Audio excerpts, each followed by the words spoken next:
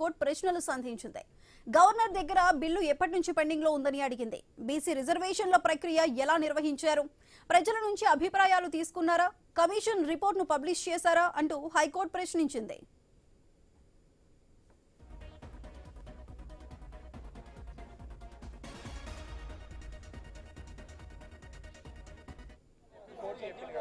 ఆ విషయం చెప్పండి. యాక్చువల్గా స్టే అడిగిన వాళ్ళు పిటిషనర్ న్యాయవాదులు రేపటి వరకు ఎటువంటి స్టెప్స్ తీసుకోమని చెప్పేసి అండర్టేకింగ్ ఇవ్వమని అడిగినరు. కానీ గవర్నమెంట్ ఒప్పుకోలేదు. ఆల్రెడీ నోటిఫికేషన్ ఇచ్చేసిందని చెప్పేసి ఇప్పుడు ఎన్నికలకు ప్రిపేర్ అవ్వచ్చా? ఎన్నికలు రేపటి నుంచి నామినేషన్స్ ఇంకా ఏ స్టేజ్ నోటిఫికేషన్ ఆల్రెడీ విడుదల అయ్యింది అని చెప్పేసి గవర్నమెంట్ కోర్టుకు చెప్పింది అంతే. అందుకొరకు ఇవాళ వరకు అయితే ఎలక్షన్స్ మీద ఎటువంటి స్టే గ్రాంట్ చేయలేదు. గౌరవ ప్రధాన న్యాయమూర్తి గారు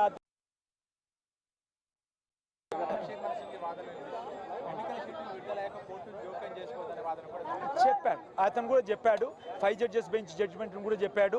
అదేవిధంగా ఇప్పుడు మనం చూసేది ఉంటే ఈ రోజు స్టే కొరకు వాళ్ళు ప్రయత్నం చేసిండ్రు. గౌరవ ప్రధాన న్యాయమూర్తి గారి ఆధ్వర్యంలో డివిజన్ బెంచ్ స్టే ఇవ్వలేదు. బీసీ రిజర్వేషన్ కు సంబంధించిన విషయం లోపల స్టేట్ వెల్ఫేర్ లెజిస్లేషన్ లోపల 42% చట్టబద్ధంగా రాజ్యాంగబద్ధంగానే సుప్రీంకోర్టు తీర్పుల ఆధారంగానే ప్రొవైడ్ చేసింది అని చెప్పేసి గవర్నమెంట్ చెప్పింది. మేమేం చెప్పినాము, 5 పిటిషన్లు పడ్డాయి, మొన్న 2 పడ్డాయి, ఇవాళ 3 పడ్డాయి. ఒక్కటి కూడా అసలు సస్టైనబుల్ కాదు, అది మెయింటైనబుల్ కాదు అని చెప్పేసి మేము కూడా చెప్పాం.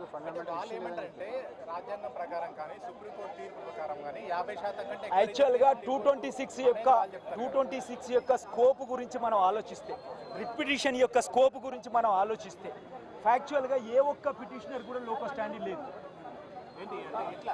లోకల్ స్టాండింగ్ లేదు. ఎందుకొరకు అని అంటే వాళ్ళు ఎట్టి పరిస్థితుల్లో కూడా లోకల్ ఎలక్షన్స్ లోపల వాళ్ళు కంటెస్ట్ చేస్తున్నట్టు కానీ ఆ ఎలక్షన్ కంటెస్ట్ చేస్తున్న కాన్స్టిట్యున్సీ లోపల బీసీ రిజర్వేషన్ ఈ జీవో ద్వారా రావడం విషయంలో కానీ వాళ్ళ ఫండమెంటల్ రైట్ వయలేషన్ అయినట్టు ఏ ఒక్క రిట్ పిటిషన్లో కూడా చెప్పలే వాళ్ళు. Power to challenge whole GO in the whole elections of the which has been provided 2% reservation.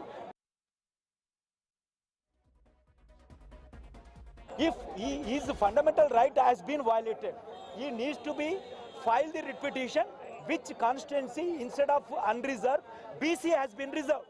In a single writ petition they didn't say.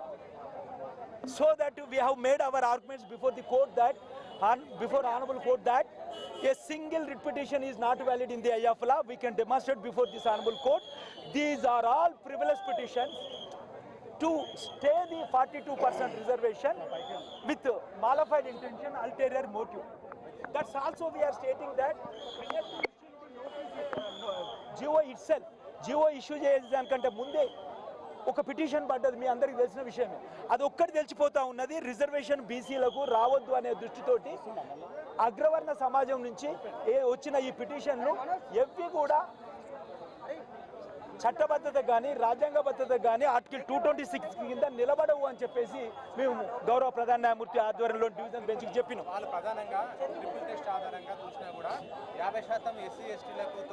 అంతకంటే ముందు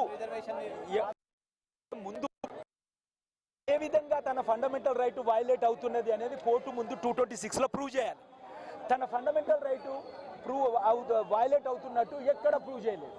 రెండోది, right to vote, right to test is not fundamental right, అది only legal right.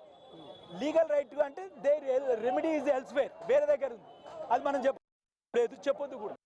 ఈ 226 కింద వీళ్ళు వేసిన ఏ ఒక్క petition కూడా మెయింటైనబుల్ కాదు అనేది మా అభిప్రాయం.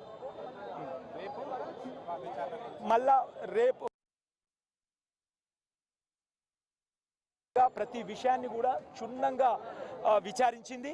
మళ్ళీ రేపు మధ్యాహ్నం 2:15కు వాయిదా వేసింది. 2:15కు గౌరవ ప్రధాన న్యాయమూర్తి గారి ఆధ్వర్యంలో డివిజన్ బెంచ్ మళ్ళీ పిటిషన్ల మీద విచారణ కొనసాగిస్తా అని చెప్పింది.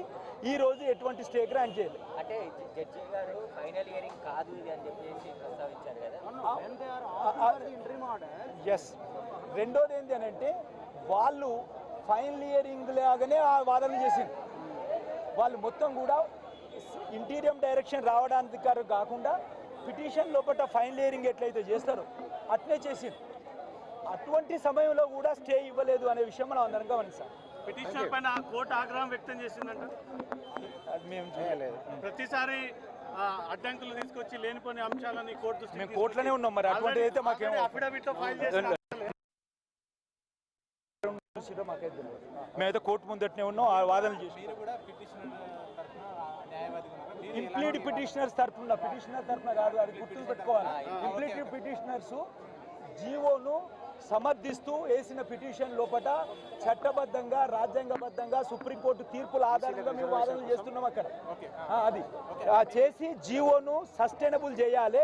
42% రిజర్వేషన్ స్వతంత్ర భారతదేశం లోపల బీసీకి 42% రిజర్వేషన్ రాలేదు.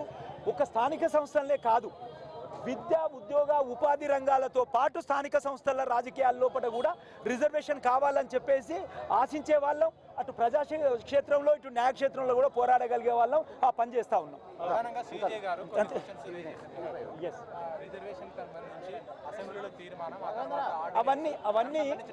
అవన్నీ గౌరవ ప్రధాన న్యాయమూర్తి గారి ఆధ్వర్యంలో డివిజన్ బెంచ్ విచారించింది సమగ్రంగా. రేపు మధ్యాహ్నం మళ్ళీ విచారిస్తుంది. అయిపోయినాక చెప్తా. అదంతా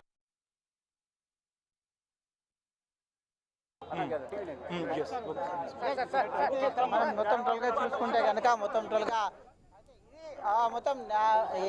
చూసుకుంటే కనుక ప్రభుత్వం తరపున న్యాయవాదులు అయితే తమ వాదనను వినిపిస్తూనే మొత్తం టోల్గా కూడా అయితే రేపటి వరకు సమయం అడిగారు. రేపు మధ్యాహ్నం 2:15 వరకు ఆ సమయం కోరినటువంటి అయితే దృశ్యాలను మనం చూస్తున్నాం. మొత్తం టోల్గా చూసుకోవచ్చు మనం.